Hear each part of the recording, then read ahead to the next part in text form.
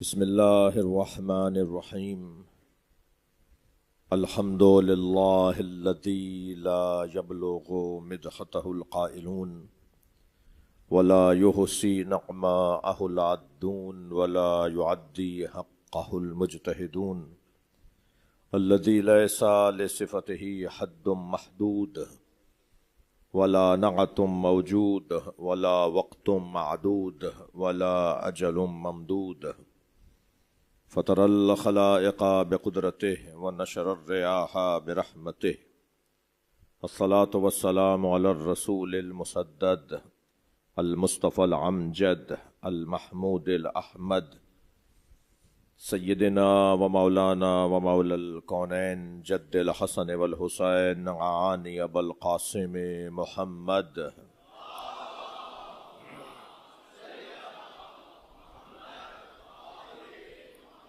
وآلہ الطیبین الطاہرین المعصومین الذین قال اللہ انما یرید اللہ لیذہب عنکم الرجس اہل البیت ویطہرکم تطہیرا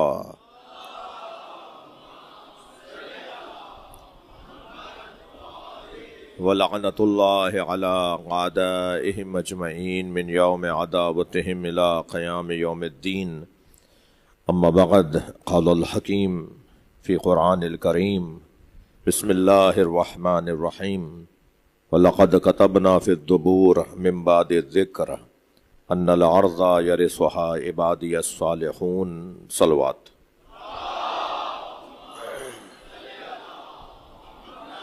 مسجد کا نام ایک اور بلند صلوات پڑھیں گے۔ اللہم صل علی، آپ اس سے بھی بلند پڑھ سکتے ہیں۔ اللہم صل علی محمد وآل محمد۔ سورہ مبارکہ الانبیاء کی 105ویں آیت۔ آیت کا عنوان ہے حضرت ولی الاثر۔ صلوات پڑھیں ذرا محمد وآل محمد۔ اللہم صل علی، اس سے بلند صلوات پڑھیں حضرت کی ذات۔ اللہم صل علی محمد وآل محمد۔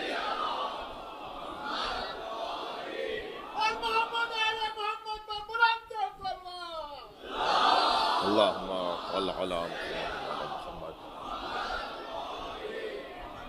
آیت میں پیغامات بہت ہیں، بڑا وسیع دسترخوان ہے۔ ایک آیت پر بھی اگر میں غور کر لوں تو اللہ مجھے فقیہ بنا سکتا ہے۔ پورا قرآن، اور پورا قرآن تو ویسے بھی اہل بیت ہیں، لیکن صحابہ کرام کے ہاں بھی یہی دستور تھا، 10 آیتیں لیتے تھے نبی سے، اور جب تک ان 10 آیتوں پر عمل نہیں کر لیتے تھے دوسری 10 آیتیں نہیں لیتے تھے، اور بعض تو صرف 10 آیتوں کے ہی فقیہ تھے۔ حضرت ابو ذر غفاری کے آنے پر مولا علی کھڑے ہو گئے، خاص احترام کیا، خاص استقبال فرمایا۔ تو ایک صحابی محترم نے پوچھا، یا علی آپ ابو ذر کا خاص احترام فرما رہے ہیں؟ تو حضرت نے فرمایا، ابو ذر قرآن کی 10 آیتوں کے فقیہ ہیں۔ قرآن کی ایک آیت کا فقیہ، ایک آیت کو بھی کوئی سمجھ لے۔ ایک شخص نے آ کے آواز لگائی، اے اللہ کے رسول، میں اسلام قبول کر چکا ہوں، مگر مجھے بس اتنا بتائیے کہ اسلام کا خلاصہ کیا ہے، ایک لفظ میں بتائیے اسلام کسے کہتے ہیں؟ تو حضرت نے فرمایا کہ فَمَن يَعْمَلْ مِثْقَالَ ذَرَّةٍ خَيْرًا يَرَهُ وَمَن يَعْمَلْ مِثْقَالَةَ ذَرٍّ شَرًّا يَرَهُ۔ جس نے ایک ذرہ برابر بھی خیر کیا ہے اسے وہ خیر نظر آئے گا، اور جس نے ایک ذرہ برابر بھی شر کیا ہے تو اسے شر بھی نظر آئے گا۔ تو کہنے لگا کفانی کفانی کفانی، کافی ہے کافی ہے، اور واپس چلا گیا۔ حضرت نے فرمایا، جاء جہولا ذہاب فقیہا، یہ جاہل آیا تھا، فقیہ بن کے لوٹا ہے۔ صلوات پڑھیں ذرا محمد و آل محمد۔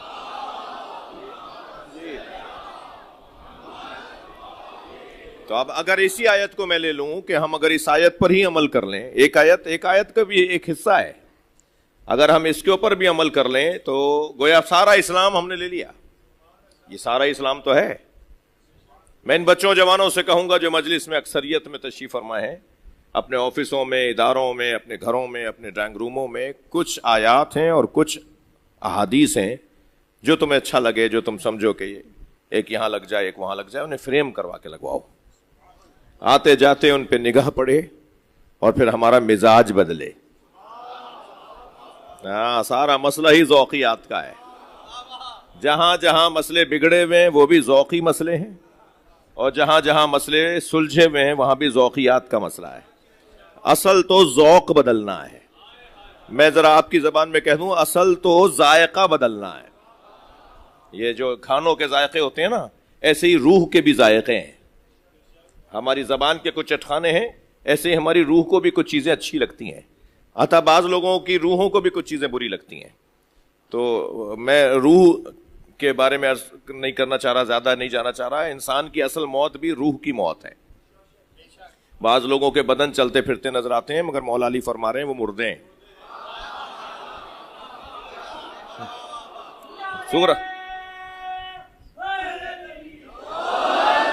سورۃ الانسان وقلب الحیوان ذالک میت الاحیاء.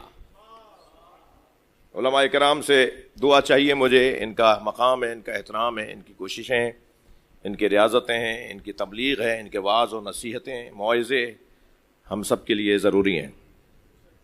جی مولا فرما رہے ہیں میتیں دو طرح کی ہوتی ہیں, کچھ جنازے لیٹے ہوئے ہوتے ہیں, کچھ چلتے پھرتے ہوتے ہیں. علی مولا کے نزدیک ہر چلتا پھرتا زندہ نہیں ہے. جس کا ضمیر مر گیا ہے, جس کی روح مردہ ہو گئی ہے, اس کا بدن زندہ ہونے کا کیا فائدہ ہے؟ اصل تو روح کی زندگی ہے جو ان مجلسوں سے حاصل ہوتی ہے. جو میرے سنی بھائی تشریف فرما ہے, میری عزیز میری جان جو آئے ہوئے ہیں اہل سنت, ان سے میں مخاطب ہوں کہ تھوڑا سا آپ کے ہاں جو ہمارے بارے میں کہ مجلسوں میں یہ ہوتا ہے وہ ہوتا ہے, چھوڑ دیجئے ان لوگوں کو, شاید ان کے کوئی اور مسئلے ہیں. آپ ذرا آ کے دیکھیے کہ کیا ہوتا ہے. اس میں آغاز سے لے کر اختتام تک سوائے حب اہل بیت کے کچھ اور نہیں ہوتا. ان کی تعلیمات, ان کے احکامات, ان کے فضائل, ان کے مناقب, ان کے کمالات, ان کے محاسن, ان کی خوبیاں, اور پھر ان کی کمالات کا ایک حصہ ان کے مصائب میں. انسان پہچانا ہی جاتا ہے مشکل وقت میں. جس پر زندگی میں کوئی مشکل وقت نہ آیا ہو, اسے آپ کیسے جانیں گے کہ یہ آدمی کیسا ہے؟ مشکل وقت میں انسان اندر کا باہر آتا ہے. اندر کا انسان مشکل وقت میں باہر آتا ہے. اور عزیزان گرامی, کائنات میں مشکلات کا تصور کیجئے, ساری مشکلات ایک جگہ رکھیے اور کربلا کو سوچئے. تمام تر مصائب کا جہاں پر حملہ تھا, جہاں رجوع تھا, جہاں سب جمع ہو کر آئی تھی امام حسین پر, وہ کربلا کا سرزمین ہے کربلا کی. تو کچھ آیات ہیں, کچھ روایات ہیں, کچھ احادیث ہیں جنہیں فریم کروا کے اب دیکھیں نا, یہاں یہ جو لکھا ہوا, یہ جو تقرے بنے ہوئے ہیں, نہ چاہتے ہوئے بھی آپ کو پڑھنا پڑے گا. ٹھیک ہے, نہ چاہتے ہوئے بھی آپ کو پڑھنا پڑے گا. ادارے کا نام لکھا ہے, مولا کا نام لکھا ہے, مسجد کا نام لکھا ہے. یہ جب لکھ کر لگا دیتے ہیں نا, تو انسان کی آنکھیں پڑ رہی ہوتی ہیں نا, اور وہ ان کے ذریعے سے اس کی روح پر اثر ہوتا ہے. تو وہ جو آیات ہیں, مثلا ان میں سے ایک آیت سورہ تکویر کی آیت ہے. قرآن اللہ اعلان کر رہا ہے, اور آیت بھی پوری ہے. یہ بھی نہیں کہ آیت کا ایک وقفے جائز ہے, ایک حصہ ہے, نہیں, پوری آیت ہے. اعلان ہو رہا ہے, فَأَيْنَ تَذْهَبُونَ, کہاں جا رہے ہو؟ اللہ پوچھ رہا ہے کہاں جا رہے ہو. آتے جاتے آیت پوچھ رہی ہے کہاں جا رہے ہو. جانے کی جگہ ہے تو جاؤ, ورنہ کہاں جا رہے ہو؟ کیوں جا رہے ہو بھائی؟ یہ جگہ ہی نہیں تھی جہاں جا رہے ہو. یعنی ہمارے ہر آنے جانے پر اللہ ہم سے پوچھ رہا ہے کہاں جا رہے ہو. کنٹرول ہو جائے گا سارا کام کنٹرول ہو جائے گا جب اللہ کا جواب ہے تو جاؤ, جواب نہیں ہے تو کہاں جا رہے ہو. اللہ کو جواب دے سکتے ہو کہاں جا رہے ہو؟ جی, جہاں شرمندگی ہوگی جواب ہی نہیں بن رہا, نہیں ہوتا. بڑے بچوں سے پوچھ رہے ہوتے ہیں یہ کیا کیا تم نے, جواب نہیں ہوتا تو خاموش گردن لٹکائے کھڑا ہوتا ہے نا, تو بڑے سمجھ جاتے ہیں کہ اس کے پاس جواب نہیں ہے. اور جس کے پاس جواب ہوتا ہے وہ جواب دیتا ہے. تو اگر کسی فعل پر, کسی حرکت پر, کسی تحرک پر, کسی ایک جگہ سے دوسری جگہ جانے پر ہمیں اللہ کو جواب دینے کے لیے جواب ہے تو جائیں, ورنہ کیوں جا رہے ہو, کہاں جا رہے ہو. جی یہ آیت مولا کائنات کا ایک فرمان بھی لکھ دیجئے ایک ٹکڑا بنوا کے. مولا فرما رہے ہیں الدہر یومان، زمانہ 2 دن کا ہے. ہم نے تو چھٹی میں پڑھا تھا کہ 1 ہفتے کا ہے. جی وہ ایک پویم تھی کہ ہفتے کو پیدا ہوئے، اتوار کو جوان ہوئے، پیر کو شادی ہو گئی، منگل کو بوڑھے ہو گئے، جمعرات بدھ کو جو ہے وہ ہارٹ اٹیک ہو گیا، جمعرات کو دفنا دیے گئے، اور جمعے کو فاتحہ ہو گئی. 1 ہفتے میں سب تمام ہو گیا. ہم نے یہ کچھ ایسے ہی تھا، مجھے بہت زیادہ ذہن میرا اچھا نہیں ہے، ذہین نہیں ہوں، تو وہ جو مجھے یاد آ رہا ہے وہ میں بتا رہا ہوں. مگر مولا تو فرما رہے 2 دن کا ہے زمانہ. صلوات پڑھیں ذرا محمد و عالم. فرد بھائی اندر آؤ، ایک صلوات اور پڑھیں.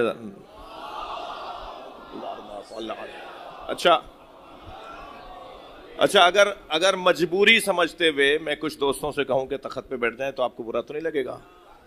مولانا آپ پہلے آپ تشریف لائیں تاکہ انہیں حوصلہ ملے، تھوڑی سی جگہ بن جائے گی، باہر تنگ ہو گئی ہے جگہ. مولانا تشریف اللہ، آپ بھی آئیے، آپ بھی آئیے.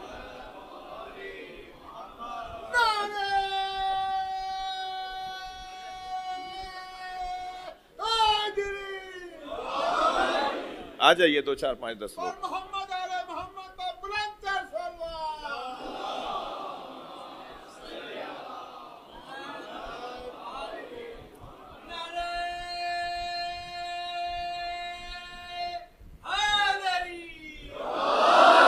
ایک اور اللہم صلی علی محمد وآل محمد.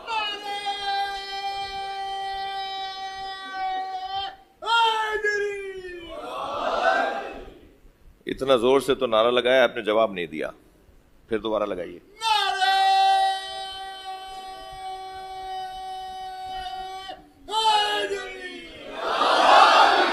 ماشاءاللہ. اللہم صلی علی محمد وآل. جب آپ نے بر محمد وآل محمد کہہ دیا تو پھر پر مت بولیں، یا پر بولیں یا بر بولیں. ایک صلوات پڑھیں گا محمد وآل. اللہم صلی علی محمد وآل.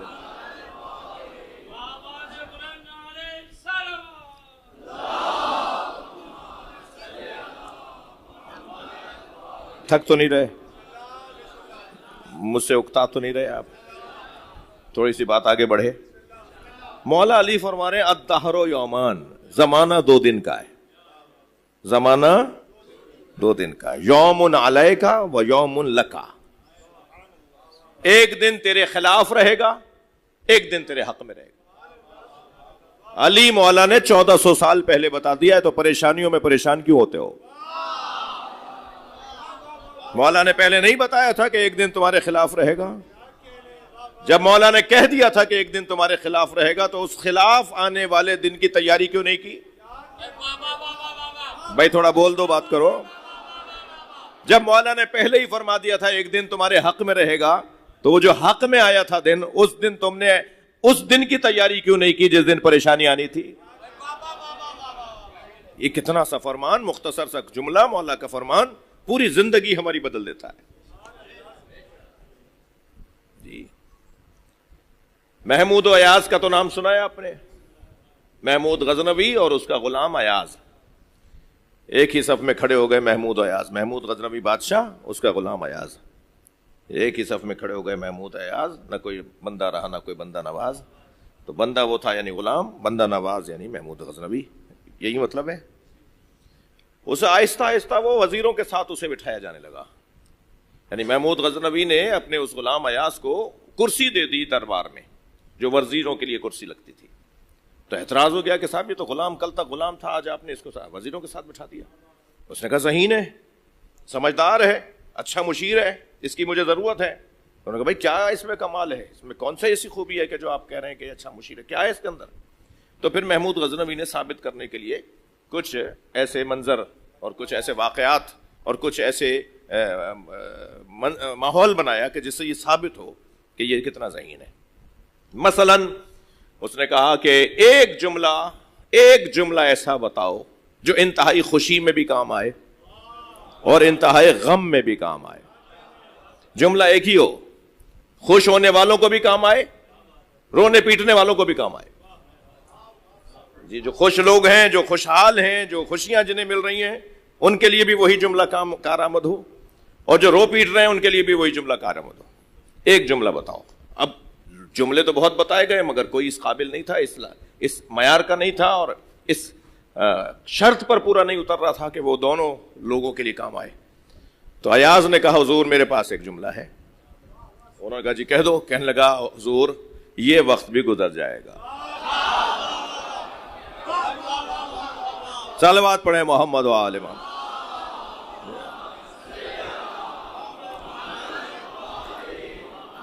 ایک اور بلند صلوات.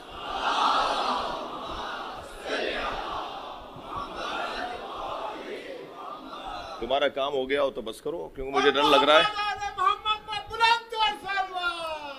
اللہم صل علی. بات آگے بڑھے تو عزیزو, ہم سب کو واعظ کی ضرورت ہے, نصیحت کی ضرورت ہے. ہم سب موعظے کے محتاج ہیں. اعظنی مولا فرماتے ہیں کہ ان الموعظۃ تحیی القلوب. موعظہ دلوں کو زندگی عطا کرتا ہے. موعظہ دلوں کو مرنے نہیں دیتا. اس جوان کی میری خواہش ہے میری قوم میں وہ جوان بڑھیں ہوں, ان کی تعداد زیادہ ہو, جو اپنے سینئر کے پاس جا کر خاموش بیٹھیں, وہاں بولنا بند کریں, اور اپنے سینئر سے سننے کے لیے جائیں. جب اس نیت سے اپنے بڑے کے پاس جائیں گے کہ ہمیں وہاں بولنا نہیں ہے, ہمیں وہاں سننا ہے, تو میں آپ کو منبر امام حسین سے بشارت دیتا ہوں ہماری قوم ترقی کرنے لگے گی. ماحول کہیں سے کہیں پہنچ جائے گا. موعظہ, نصیحت طلب کرنا, مجھے کہیں, مجھے کچھ سمجھائیں, مجھے کچھ ڈانٹیں, مجھے کچھ کہیں, یہ جذبہ لے کر آگے بڑھنے کی ضرورت ہے. ہم سب کو نصیحت کی ضرورت ہے. پروردگار عالم کا احسان عظیم ہے کہ اس نے ہمیں, بھئی جملہ ہدیہ کر رہا ہوں, اس نے ہمیں اس گھر سے جوڑا ہے جس گھر سے جڑنا جبریل کی سعادت. ہاں, جس گھر سے جوڑنے والے حضرت صلوات پڑھیں ذرا محمد و آل.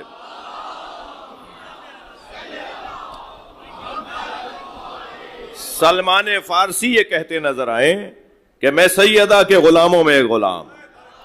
جس گھر سے جڑنے والا فطرس, جب امام حسین کی جالی سے زری سے خود کو مس کرتے ہیں نا, جب مولا حسین کے جھولے سے, جھولا وہی ہے نا جو آج جالی ہے, جو آج مولا حسین کی زری ہے نا, بھائی ہم بھی تو فطرس ہو سکتے ہیں, ہمیں بھی تو بالوں پر کی ضرورت ہے, ہمیں بھی تو کہیں اڑ کر جانا ہے. اور فطرس کا وہ بالوں پر مادی بالوں پر نہیں تھا, وہ مخلوق ہی مجرد ہے.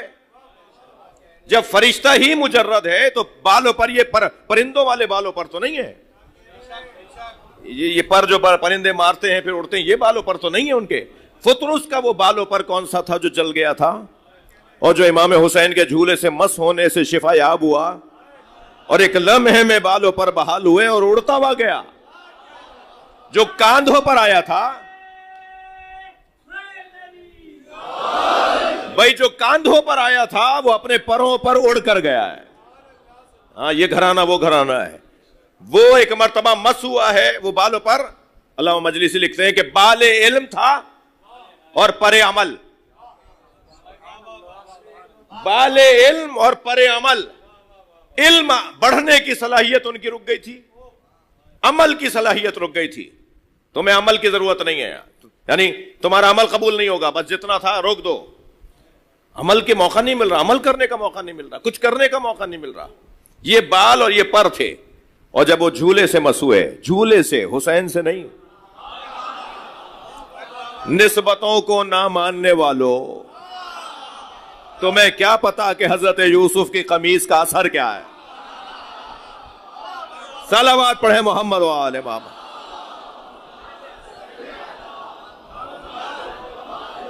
حضرت یوسف کی قمیص تو حضرت یوسف نہیں تھا, وہ قمیض تھی، حضرت یوسف نہیں تھے.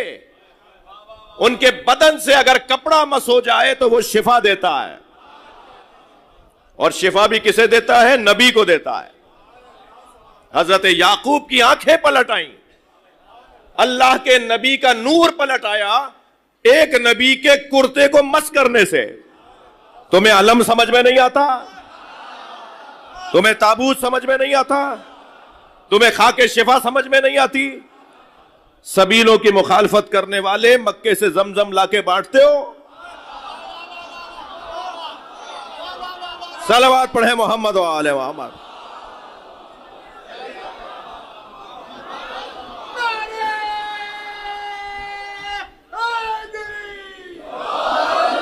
جی یہ جگہ ہی کچھ اور ہے. مجھے اور آپ کو جتنا فخر کریں کم ہے کہ ہم جن سے جڑے ہوئے ہیں ان سے جڑنا فرشتوں کا افتخار تھا.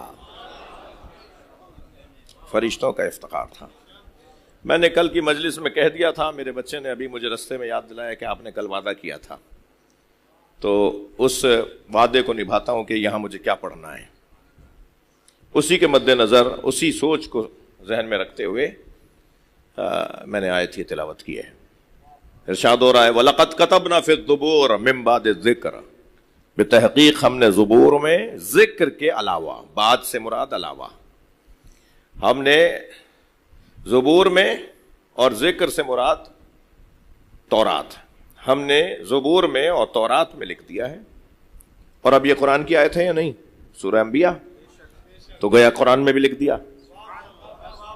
تین دستاویزات، جتنے بھی سرکاری، جتنے بھی آفیشل ڈاکومنٹ، کاغذات ہوتے ہیں، ان کی 3 کاپیاں بنائی جاتی ہیں. پروردگار عالم نے ایسا پکا کام کیا ہے. صلوات پڑھیں ذرا محمد و آل محمد.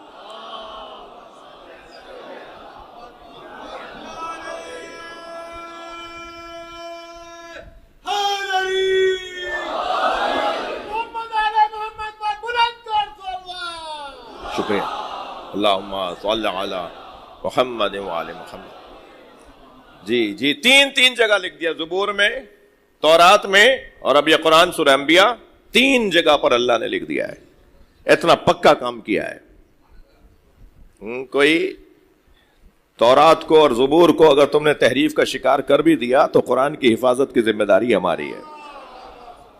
لہذا 3 جگہ اللہ نے کیا لکھ دیا؟ لقد کتبنا فی الزبور. ہم نے، دیکھیے تحدی، چیلنج، روب، جلال، ہم نے لکھا ہے. مجال ہے کوئی مٹائے؟ آپ کے گھر کے اندر 4 اگر لوگ بیٹھے بات کر رہے ہو، تکرار ہو رہی ہو کہ یہ کس نے کیا، وہ کس نے کیا، اور ایک مرتبہ آپ کے والد کی آواز آئے ہم نے کیا ہے، تو بات ختم ہو گئی بھائی.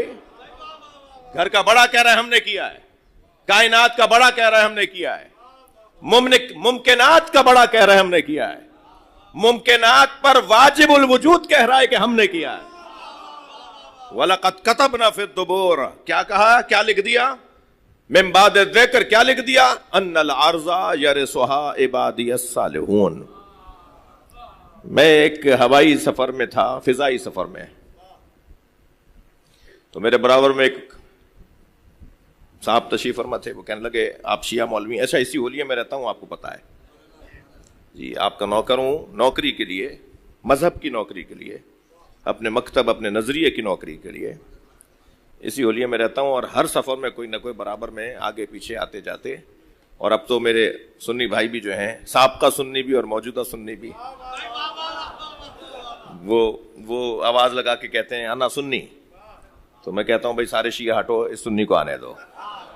اب تو ایسا بھی ہونے لگا، ایک شیعہ مجھ سے کہنے لگا آپ سنیوں سے اتنا پیار کرتے ہیں کہ ہم بھی سنی ہو جائیں. صلوات پڑھیں ذرا محمد و آل محمد.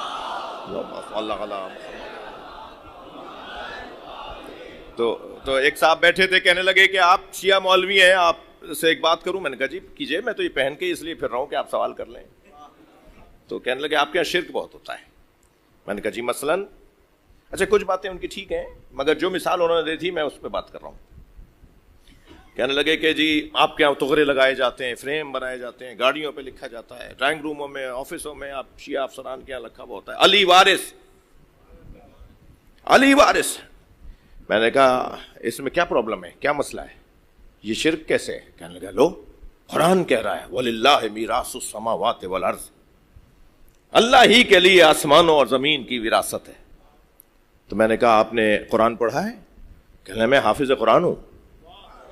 تو میں نے کہا جی میری مشکل آسان ہو گئی، آپ مجھے سورہ انبیاء کی 105ویں آیت سنا دیجئے۔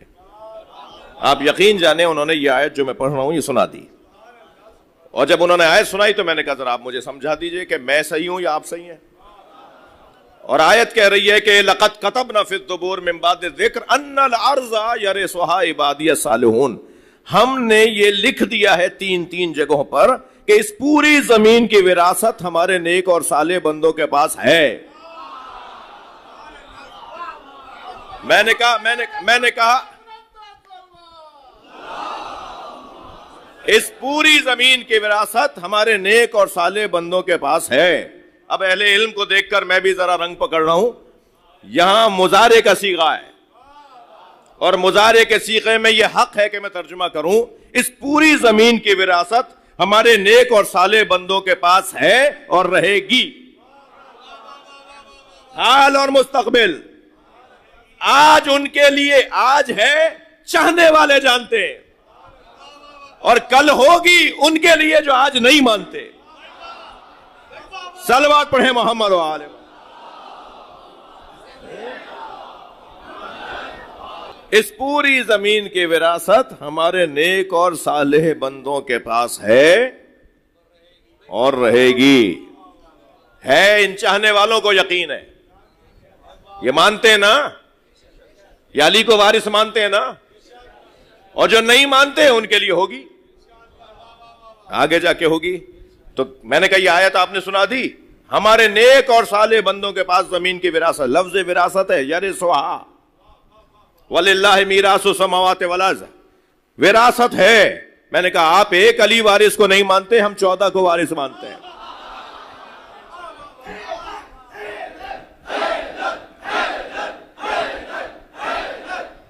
بلند تر صلوات۔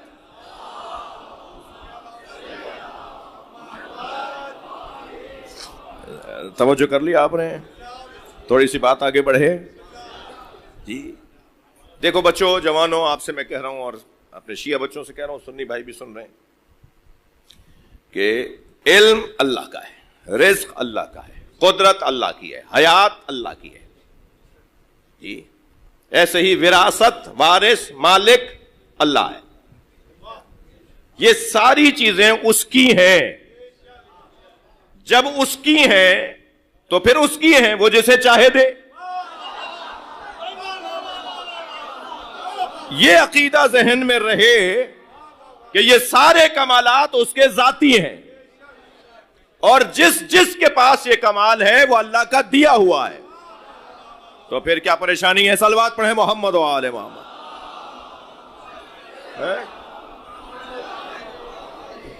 پھر شرک اور توحید کی بحث میں کہاں الجھن رہی؟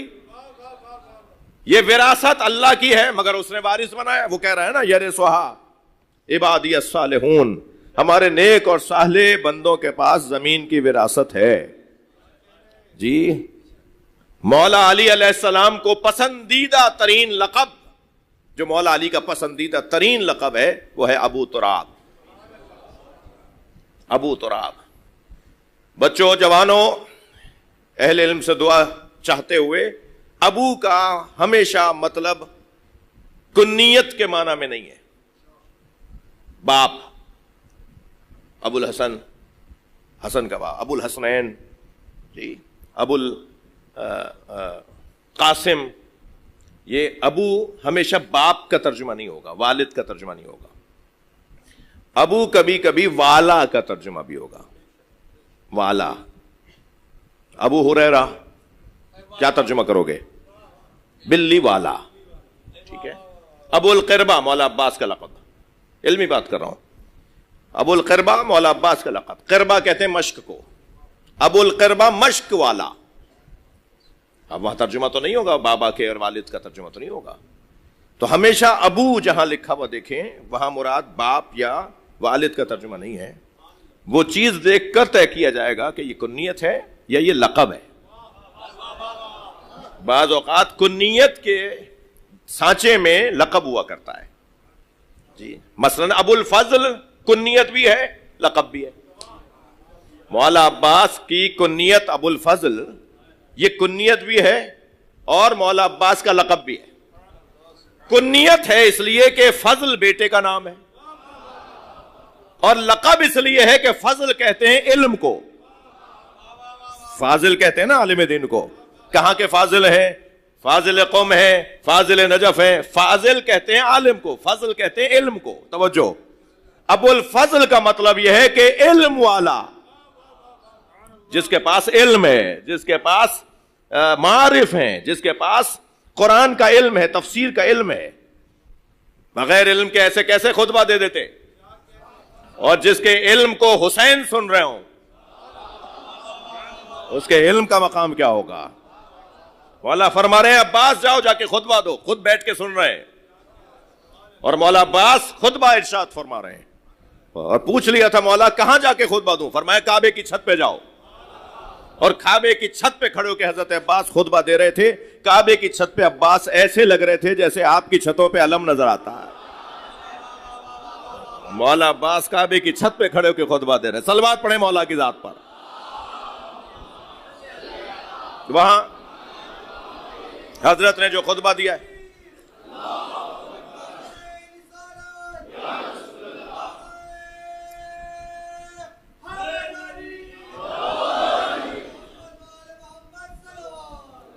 اللہم صلی علی, جب آپ آہستہ صلوات پڑھتے ہیں میرا دل تھوڑا سا بیٹھنے لگتا ہے. اللہم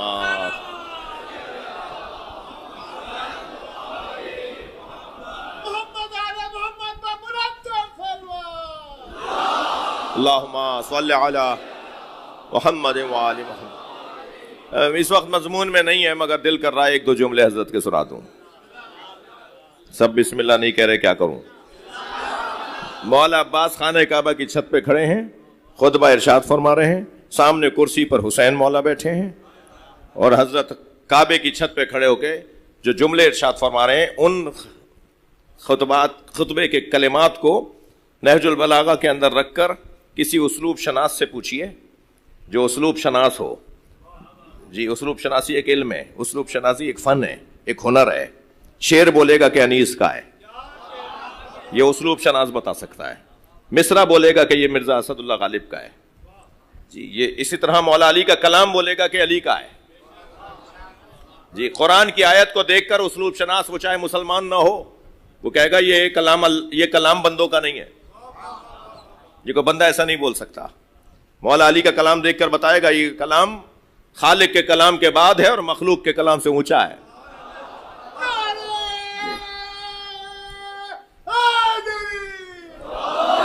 مولا عباس کا وہ خطبہ نہج البلاغہ میں رکھ کر کسی اسلوب شناس کے سامنے رکھ دیں اور اس سے کہیں کہ ذرا اس کے بارے میں بتاؤ کہ یہ کلام دونوں میں کوئی فرق ہے, وہ کہے گا نہیں, یہ دونوں ایک ہی کے کہے ہوئے. مولا علی کا جو اسلوب ہے نا وہی حضرت عباس کا ہے. فرماتے ہیں الحمدللہ الذی شرف عطا, حمد ہے اس اللہ کے لیے جس نے اس گھر کو شرف عطا کیا. جی, اشارہ کر رہے ہیں, خانہ کعبہ پہ کھڑے ہیں نا, خانہ کعبہ کی چھت پہ کھڑے ہو کے اشارہ فرما رہے ہیں. حمد ہے اس اللہ کے لیے جس نے اسے شرف عطا کیا بقدوم ابی, ان کے بابا کے قدموں کی وجہ سے. صلوات پڑھیں محمد و آل محمد.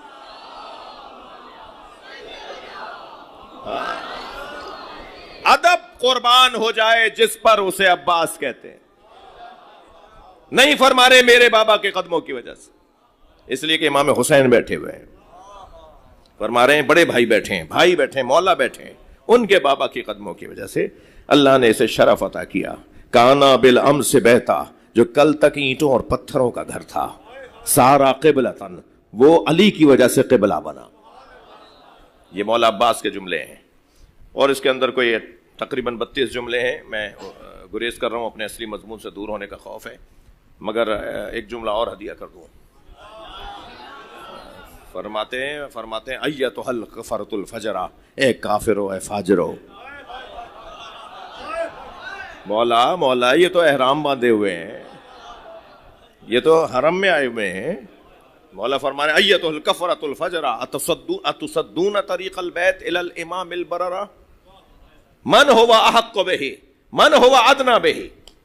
मौला अब्बास के जुमले फरमाते हैं तुम में एक काफिर हो फाजिर हो, तुम में से किसको जुर्रत है जो खाना काबा का रास्ता हुसैन पे रोके? कौन है जो इसका हकदार है? कौन है जो काबे से करीब है? तुम में से कौन है? फरमाते हैं लौलल हिकमिल उलिया व इख्तबारहुल जलिया, अगर अल्लाह की हिकमत ना होती और अगर मखलूक के इम्तिहान में पढ़ने का खौफ ना होता, लतारल बैत ले कबला यमशी लदे, अगर हिकमत इलाही तकाजा ना करती, अगर लोगों के बहकने का खौफ ना होता, तो हुसैन जब काबे की तरफ बढ़ते तो हुसैन के आने से पहले काबा खुद हुसैन के पास आ जाता।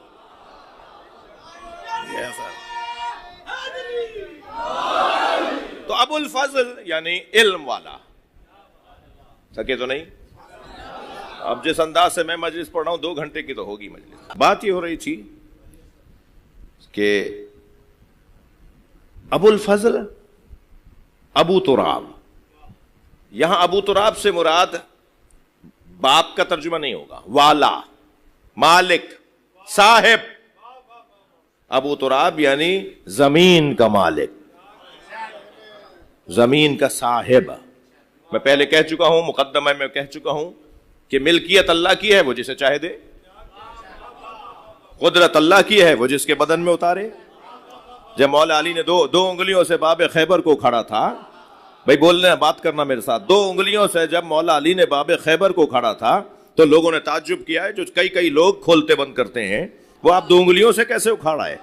तो मौला ने फरमाया मा कला तो बाबा खैबर इन बेकुव्वतिन जिस्मानिया बल कला तो हा बेकुव्वतिन रहमानिया। मैंने बाब खैबर को कुव्वत जिस्मानिया से नहीं उखाड़ा है, मैंने बाब खैबर को कुव्वत रहमानिया से उखाड़ा है। जिसके वजूद में अल्लाह की कुदरत उतर आए उसे अली कहते।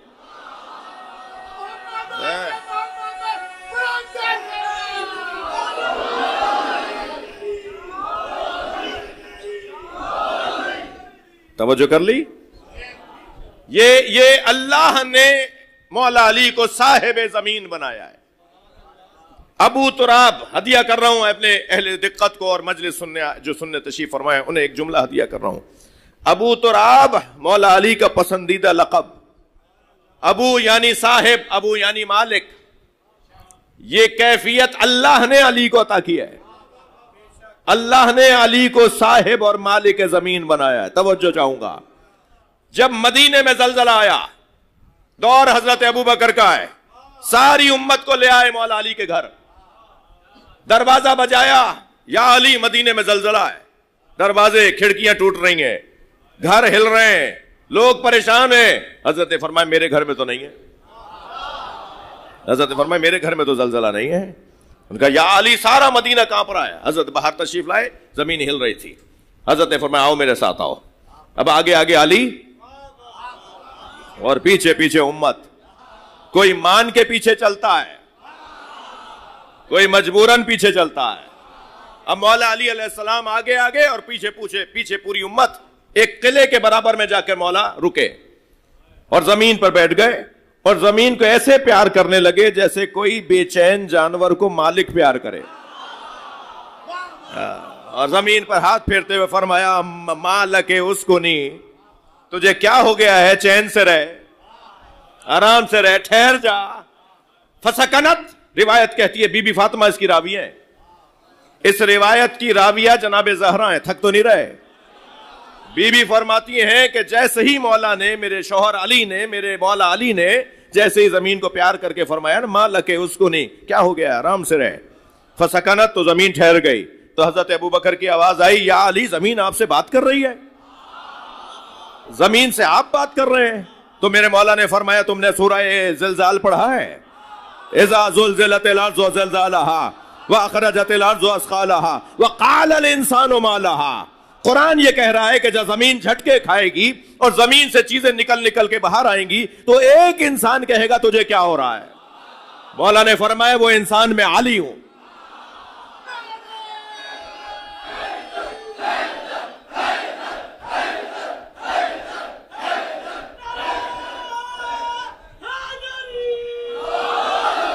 माशाअल्लाह,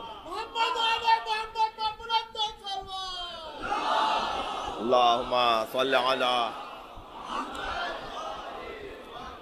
مولانا مجمع فضائل سننا چاہتا ہے اور ہمیں حکم بھی ہے فضائل پڑھنے کا، تو ہم اپنے حکم پر عمل کریں، علی والے خود ہی خوش ہو جائیں گے۔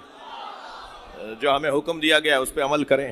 جناب زہرا فرماتی ہیں، سیدہ زہرا فرماتی ہیں، توجہ ہے، سیدہ زہرا فرماتی ہیں کہ میں نے بابا سے کہا، بابا یا رسول اللہ، بابا روزانہ علی رات میں، تھکے ہوئے تو نہیں ہے، روزانہ علی رات میں زمین سے باتیں کرتے ہیں، زمین سے باتیں کرتے ہیں، اور علی کا بولنا نظر آتا ہے، مگر علی کو جواب سب نہیں سنتے، کہ جواب آ رہا ہو یہ سب نہیں سنتے۔ مولا نبی مسکرائے، فرمایا اللہ نے زمین کو پابند کیا ہے کہ دن بھر جو اس پہ گزرے وہ رات میں علی کو بتائے۔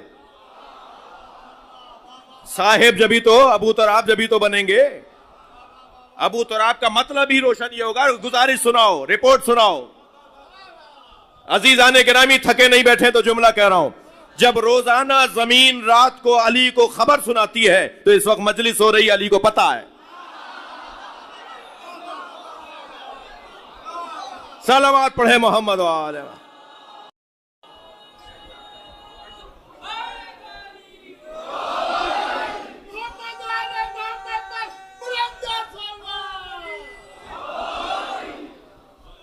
ابو تراب، زمین کا صاحب، زمین کا صاحب، زمین سے بات کرنے والا، زمین جسے گزارش سنائے، جی پوری زمین مولا علی کے ہاتھ میں دی اللہ نے۔ آپ کی ولائی سماعتیں مجھے مجبور کر رہی ہیں کہ میں جلدی نہ کروں۔ جی اللہ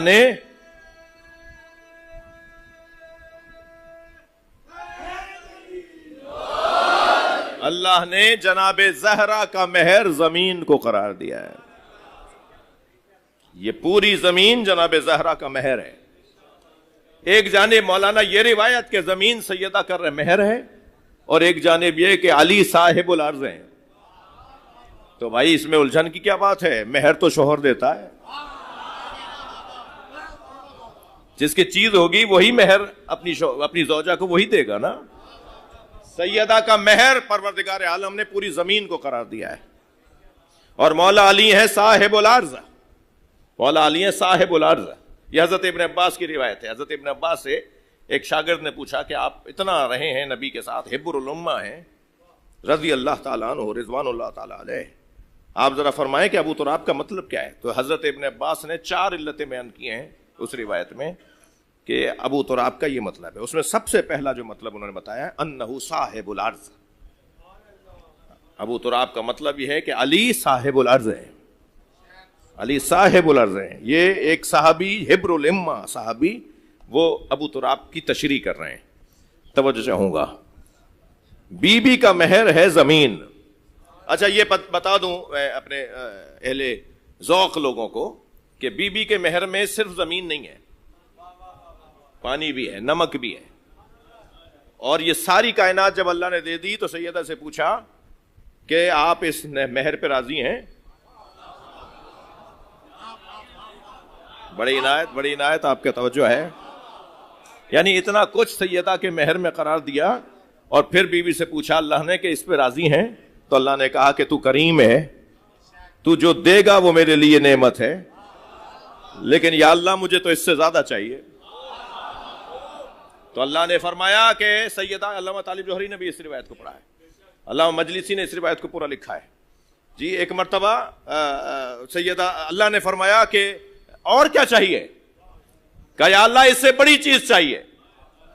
کہا بتاؤ کیا چاہیے؟ کہا بابا کی امت کی بخشش۔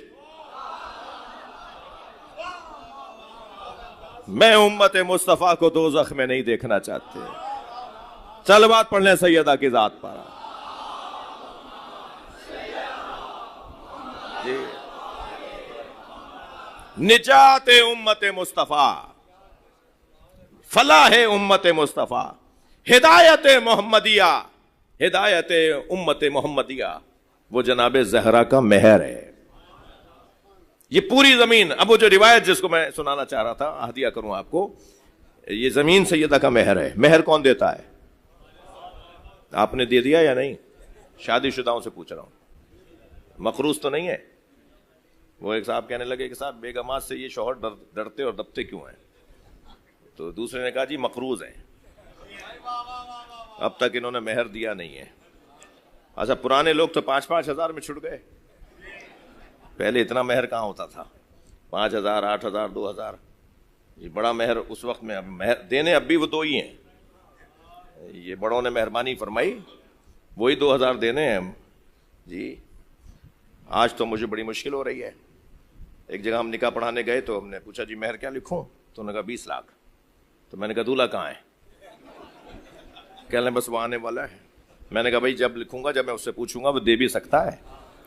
تو ان کے چاچا تھے, کہنے لگے دینے کب ہیں؟ تو میں نے کہا کیا مطلب؟ کہنے لیں مہر تو طلاق میں دیا جاتا ہے نا. ارے بھائی یہ تمہیں کس نے بتایا کہ مہر طلاق میں دیا جاتا ہے؟ نہ طلاق ہوگی نہ مہر دو گے. کیوں ہو طلاق؟ اللہ نہ کرے طلاق ہو. تو اس کا مطلب یہ فضول ہے. یہ مہر کا تعلق طلاق سے نہیں ہے. طلاق سے مہر کا کوئی تعلق نہیں ہے. ہاں طلاق پر مہر کی ادائیگی کے بغیر وہ کام مکمل نہیں ہوگا, لیکن مہر تو واجب ہو گیا, خاص طور پہ شب زفاف گزرنے کے بعد. مہر تو دینا واجب ہو گیا, دینا ہے. اب یہ دے نہیں رہے ہیں, وہ مانگ نہیں رہی ہیں, یہ مقروض ہیں, تو ڈانٹ ڈپٹ بھی سن لیتے ہیں. اور ویسے ہر شریف آدمی ایسے ہی ہوتا ہے. صلوات پڑھیں ذرا محمد و آل محمد. مجھے امام بارگاہ سے نکل کے بھی جانا ہے باہر, کہیں رستے میں کوئی احتجاج شروع نہ ہو جائے. تو میں کوئی برائی نہیں کر رہا, میں تو انہی کی حمایت میں بات کر رہا ہوں جی. مہر بی بی کا مہر زمین. روایت سن لیجئے. روایت یہ ہے کہ ان الارض صداقہا. صلوات پڑھیں ذرا محمد و آل.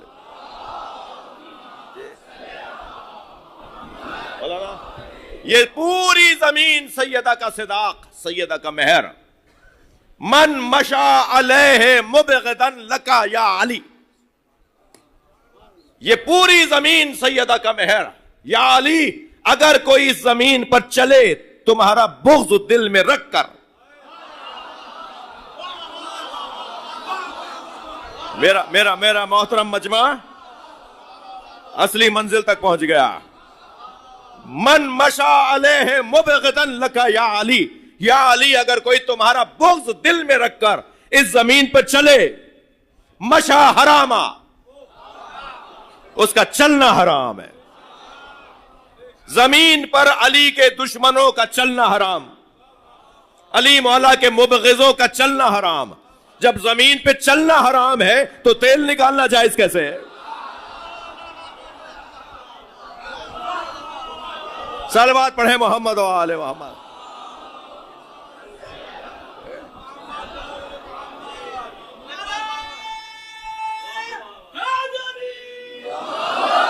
معدنیات نکالنا جائز کیسے ہے؟ سونا نکالنا تمہارا جائز کیسے ہے؟ اس زمین پر وہی اپنا اختیار استعمال کرے جو علی کا محب ہو. من پسند کام ہوتے رہیں گے مگر حساب بن رہا ہے, کہیں ریکارڈ بنایا جا رہا ہے, اور پھر جس کی چیز ہے نا وہ پھر خود ہی حساب لے گا. صاحب الارض انہ صاحب الارض وحجت اللہ علیہا بادہ.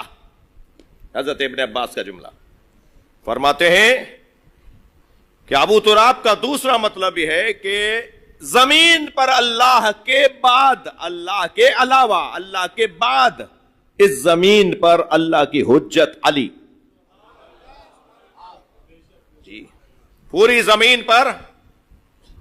زمین پر کوئی اللہ کا خلاف, اللہ کا مخالف, اللہ کو نہ ماننے والا نہیں ملے گا جس نے علی کی بات سن لی ہو. علی مولا ٹیڑھے ترین, الجھن کا شکار ترین ذہنوں کو اللہ سے مطمئن کرنے والا وجود. حجت کا مطلب ہے کہ اس کے بعد پھر بات ہی نہ ہو. حجت ہو گئی بھائی, حجت تمام ہو گئی, اس کے بعد کوئی بات ہی نہیں ہے. محکم دلیل کو حجت کہتے ہیں, مضبوط بات کو حجت کہتے ہیں. مولا علی حجت اللہ ہے, اللہ کی مضبوط دلیل علی. اللہ ہے اس پر مضبوط ترین دلیل علی. اور یہ میں نہیں کہہ رہا، حتیٰ حضرت ابن عباس نے یہ جملہ نہیں، مولا علی کا ایک ہدیہ جملہ کر رہا ہوں، جملہ ہدیہ کر رہا ہوں. مولا علی فرماتے ہیں انی لعلی بینۃ من ربی، میں اللہ ہے پر دلیل ہوں. صلوات پڑھیں محمد و آل محمد.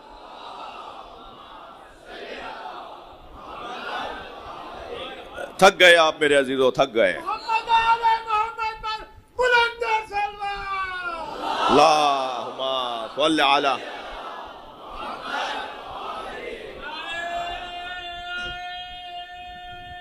حیدر وَإِلَيْهِ سُكُونُهَا. حضرت ابن عباس کا جملہ. ابو تراب کا تیسرا مطلب ہے وَإِلَيْهِ سُكُونُهَا. زمین پر علی کا لیٹنا یہ زمین کو ٹھنڈک پہنچاتا ہے، یہ زمین کو چین پہنچاتا ہے. زمین کی معراج ہوتی ہے جب علی لیٹتے ہیں. اکثر میرے مولا زمین پر لیٹتے تھے، آپ کے کپڑوں پر خاک لگتی تھی، اور انہی خاک آلود کپڑوں میں مولا نبی کی خدمت میں پہنچتے تھے. فرماتے جا ابو تراب، صاحب عرض آ گیا، صاحب العرض آ گیا. وَإِلَيْهِ سُكُونُهَا. وہ بہی چوتھی دلیل، چوتھی علت حضرت ابن عباس کی زمانے کی، وہ بہی بقاؤها. مولا علی علیہ السلام کی وجہ سے زمین کی بقا ہے. زمین باقی اس لیے ہے کہ اس کا صاحب علی ہے. زمین ٹھہری ہوئی ہے اس لیے کہ اس کا صاحب علی ہے. ابو تراب، دل کر رہا ہے آپ کے ذوق اور شوق کو دیکھتے ہوئے کہ ایک جملہ اور ہدیہ کروں. خود حضرت ابن عباس سے پوچھا گیا کہ فرمائیں ابو تراب کا اس سے ہٹ کر بھی کوئی مطلب ہے؟ فرمایا تراب سے مراد شیعہ ہیں، اور ابو ہیں علی. اور شیعوں کو تراب اس لیے کہتے ہیں کہ جو اپنے مولا کے آگے بچھا رہے.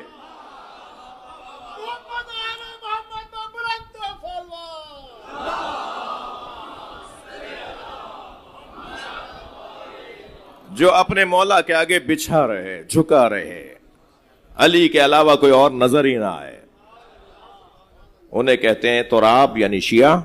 تراب یعنی شیعہ، ابو تراب یعنی شیعوں کا مولا حضرت علی. وَيَقُولُ الْكَافِرُ يَا لَيْتَنِي كُنْتُ تُرَابًا. محشر میں کافر کہیں گے کاش ہم تراب ہوتے. صلوات پڑھ لیں محمد و آل محمد.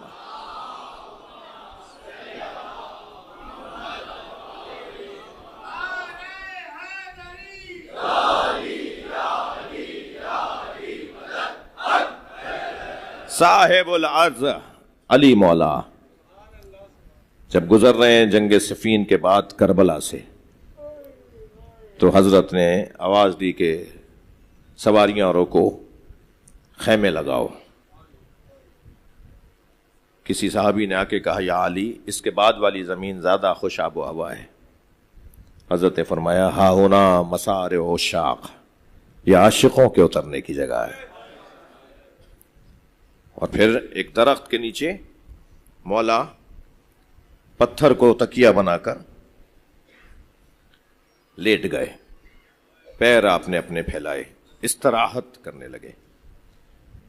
تو ایک سپاہی مولا کے لشکر کا وہ دوڑتا ہوا آیا اور مولا کے پیر دبانے کی اس نے کوشش کی. تو حضرت نے پیر سمیٹ لیے. فرمایا میری خدمت کرنا چاہتے ہو؟ کہا یا علی. حضرت فرمایا اس درخت کو غور سے دیکھو. تم میری خدمت کرنا چاہتے ہو نا، تو اس درخت کو غور سے دیکھو، اس درخت کو غور سے دیکھو. اس درخت کے قریب ایک واقعہ گزرے گا. میری خدمت کرنا چاہتے ہو تو اس وقت میں میرا احساس رکھنا، اس وقت میرا احساس رکھنا. روز عاشور جب امام حسین اس درخت کے قریب پہنچے تو سامنے والے سپاہیوں میں یہی شخص نظر آیا. حضرت نے فرمایا تمہیں یہ درخت یاد ہے؟ آواز دے کے نام لے کے اسے کہا تمہیں یہ درخت یاد ہے؟ وہ دیکھتا رہا. حضرت نے فرمایا یہاں میرے بابا لیٹے تھے، تم ان کے پیر دبانا چاہتے تھے، تو انہوں نے کہا تھا اسے اچھی طرح پہچانو، میرا احساس اگر ہے تو اس وقت کرنا، میں تمہیں یاد دلا رہا ہوں میں علی کا بیٹا حسین ہوں۔ وہ منہ موڑ کے چلا گیا، اس نے امام حسین کو پانی نہیں دیا۔ اجرکم اللہ۔ آمادہ ہو رہا ہے میرا محترم سننے والا مجمع، میرے عزیزوں نے، جوانوں نے، محتمین اور منتظمین نے مجھے حکم دیا کہ کچھ دیر کے لیے امام حسین کے اس جگر، اس دل، اس قرۃ العین کی بات کروں کہ جن کو دیکھ کر میرے مولا حسین کی آنکھوں کو ٹھنڈک ہوتی تھی۔ ایک دن بھی اگر انہیں نہیں دیکھتے تھے تو امام حسین مضطرب ہو جاتے تھے۔ اسے کہتے ہیں علی اکبر، حضرت علی اکبر، شبیہ مصطفیٰ، شبیہ مصطفیٰ حضرت علی اکبر، نانا رسول کی شبیہ۔ جب کبھی امام حسین کو نانا یاد آتے تھے نا تو علی اکبر کو سامنے بٹھا کر اجرکم اللہ، اجرکم اللہ کہتے تھے، میں اپنی نانا کی زیارت کر رہا ہوں۔ اکثر حضرت علی اکبر کے نقاب لگواتے تھے امام حسین، نقاب لگاتے تھے۔ شہر میں جب نکلتے تھے نا حضرت علی اکبر تو نقاب لگا کر نکلتے تھے۔ حضرت علی اکبر سے امام حسین کو کتنا پیار ہے۔ 3 سال کی عمر تھی حضرت علی اکبر کی، امام حسین مسجد میں عبادت میں مصروف تھے، برابر میں آ کے بیٹھ گئے بابا کے۔ جیسے ہی امام نے عبادت مکمل کی تو مڑ کے علی اکبر کو دیکھا، بیٹا کچھ کہنا چاہتے ہو؟ بابا مجھے انگور چاہیے، انگور، بابا مجھے انگور چاہیے۔ تاریخ کہتی ہے انگوروں کا موسم نہیں تھا، مگر فوراً امام حسین نے بے ساختہ ستون مسجد کو ہاتھ مارا، مسجد کے پلر کو، ستون کو ہاتھ مارا، ستون مسجد سے انگوروں کا خوشہ گرا۔ امام نے اسے اٹھا کے علی اکبر کے حوالے کیا اور فرمایا علی اکبر تم کچھ بابا سے مانگو اور تمہارا بابا نہ دے۔ اجرکم اللہ، اجرکم اللہ۔ آ گئے نا کربلا میں آپ۔ 3 سال کی عمر کے علی اکبر کو امام حسین نے معجزے سے انگور دیے۔ کڑیل جوان علی اکبر پانی مانگ رہا ہے، بابا چند گھونٹ پانی کے مل جاتے تو میں بتاتا دشمن کو کہ کس کا پوتا ہوں، میں بتاتا دشمن کو کہ کس عباس نے میری تربیت کیا ہے۔ اجرکم اللہ، اجرکم اللہ۔ عاشور کے دن امام حسین نے سب سے پہلے اپنے بچے علی اکبر کو بھیجا ہے۔ آواز آئی تقدم ولدی، اے میرے لال تم سب سے پہلے جاؤ گے، اور اپنے ہاتھوں سے امامہ لگایا، اپنے ہاتھوں سے تلوار حمائل کی، اپنے ہاتھوں سے حضرت علی اکبر کو بازو تھام کے گھوڑے پہ بٹھایا، ایسا لگ رہا ہے جیسے دولہا جا رہا ہو۔ اور جب جناب علی اکبر گھوڑے پہ بیٹھ کے روانہ ہوئے تو حضرت علی اکبر کے کان میں آواز آئی جیسے کوئی پیچھے دوڑتا آ رہا ہے۔ اجرکم اللہ، اجرکم اللہ۔ جن کے مذہب میں رونا جائز ہے وہ تکلف نہ کریں۔ مڑ کر دیکھا تو بوڑھا باپ، مہلن مہلا یا بنیا، اے میرے لال آہستہ جاؤ، اے میرے بچے آہستہ جاؤ۔ حضرت علی اکبر گھوڑے سے اتر آئے، بابا کے گلے لگے، بابا آپ نے تو مجھے رخصت کر دیا تھا، فرمایا کاش تمہارے تم جیسا جوان بیٹا ہوتا، پھر میں تم سے پوچھتا کہ جوان بیٹے کو مرنے کے لیے کیسے بھیجا جائے۔ اور پھر حضرت علی اکبر کو رخصت کیا، کیسے کیا اس کا بیان بہت مشکل ہے، مگر ابھی کچھ ہی دیر ہوئی تھی جہاد کرتے ہوئے، بڑے بڑے پہلوانوں کو مارا حضرت علی اکبر نے، تقریباً 70 دشمنوں کو حضرت علی اکبر نے واصل جہنم کیا۔ پھر ایک ایسا وقت آیا کہ جناب فضہ کو آواز آئی کہ حسین بلا رہے ہیں۔ جناب فضہ قریب گئیں، اے آقا زادے، اے میری بیوی کے شہزادے، تم نے مجھے بلایا ہے؟ کہا اماں جا کے علی اکبر کی ماں سے کہو، ام لیلہ سے کہو، وہ دعا کرے، میں ایک دفعہ اور علی اکبر کو قریب سے دیکھوں۔ ماں کی دعا اولاد کے حق میں اثر رکھتی ہے، عجیب اثر رکھتی ہے۔ جناب فضہ نے جا کے بی بی ام لیلہ سے کہا، بی بی حسین کہہ رہے ہیں دعا کرو، ایک دفعہ اور علی اکبر کو قریب سے دیکھ لو۔ حضرت ام لیلہ نے مصلی پر جا کر سر پہ قرآن رکھ لیا، مناجات پڑھنا شروع کی ہے، یعقوب سے یوسف کو ملانے والے، میرا یوسف بھی مجھے ایک بار دکھا دے۔ ابھی حضرت ام لیلہ کی دعا مکمل نہیں ہوئی تھی کہ تکبیر کی آواز آئی. بی بی جو در خیمہ پر گئیں تو کیا دیکھا؟ علی اکبر بابا سے بات کر رہے ہیں. جو حسین چاہتے تھے نا وہ ہو گیا. ماں کی دعا قبول ہوئی. حضرت علی اکبر بابا سے بات کر رہے ہیں اور اتنے فاصلے پر کھڑے ہیں کہ جناب ام لیلہ خیمے کے در سے سن رہی ہیں کہ بیٹا بابا سے کیا کہہ رہا ہے. اور علی اکبر یہ کہہ رہے تھے بابا چند گھونٹ پانی کے مل جاتے ہیں, یہ گرمی مجھے مارے ڈال رہی ہے, یہ اسلحے کی گرمی مجھے مارے ڈال رہی ہے. اب بابا سے بیٹا پانی مانگ رہا ہے. کون بیٹا؟ جسے 3 سال کی عمر میں معجزے سے انگور دیے, مگر وہ معجزے کی جگہ تھی یا آزمائش کی جگہ ہے.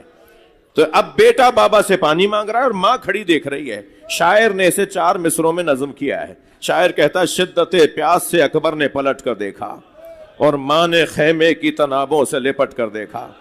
کتنی مجبور تھی ساقی کوثر کی بہو, کتنی مجبور تھی ساقی کوثر کی بہو, خالی مشکیزہ کئی بار الٹ کر دیکھا. شاید چند قطرے پانی کے نکل آئے. آواز دی علی اکبر جاؤ, تمہارے نانا تو ویسا راب کریں گے. میدان کربلا میں حضرت علی اکبر جہاد کر رہے ہیں کہ ایک مرتبہ سینے پہ برچھی آ کے لگی اور برچھی کا پھل ٹوٹ گیا. اب علی اکبر مولا سے گھوڑے پہ بیٹھا نہیں گیا. ایک مرتبہ زمین کی طرف آئے اور آواز دی بابا میرا سلام آخر, بابا میرا سلام لیجئے. حسین چلے ہیں علی اکبر کی طرف, مگر عزادارو کیسے پڑھوں؟ 3 مرتبہ زمین پر گرے اور ہر مرتبہ گر کر اٹھتے تھے اور کہتے تھے علی اکبر آواز دو, مجھے کچھ نظر نہیں آ رہا.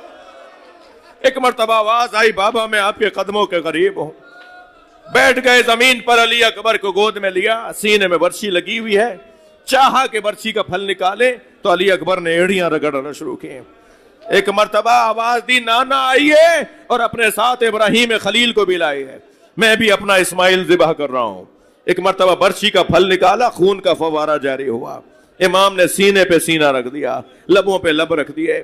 علی اکبر کو اٹھانا چاہتے ہیں تو حسین سے اٹھ نہیں رہا لاشا. امام سے جوان کی میت نہیں اٹھ رہی کہ ایک مرتبہ برابر سے ایک بی بی کی آواز آئی جو یہ کہہ رہی تھی بھیا اسے میں نے پالا تھا, اس کا لاشا بھی زینب اٹھائے گی. واحد لاشا ہے جو جناب زینب نے امام حسین کے ساتھ اٹھایا ہے. گریہ ہو گیا عزادارو, آپ کی آنکھوں میں آنسو آ گئے.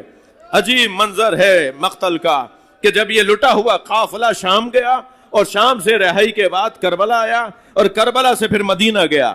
مدینہ پہنچے تھے کہ چند دن کے بعد دروازے پہ دستک ہوئی تو ایک کنیز دروازے پہ پوچھنے گئی کہ کون ہے. جب واپس آئی تو روتی بھی آئی. جناب زینب نے فرمایا تو رو کیوں رہی ہے؟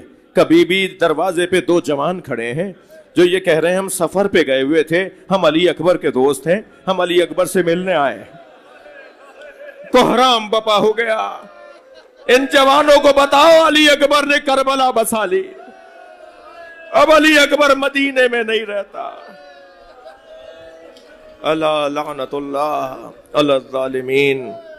یا اللہ ان آوازوں پہ رحمت نازل فرما, رونے والوں کی توفیقات میں اضافہ فرما, ہم سب کی عاقبت بخیر فرما, امام زمانہ کے ظہور میں تعجیل فرما.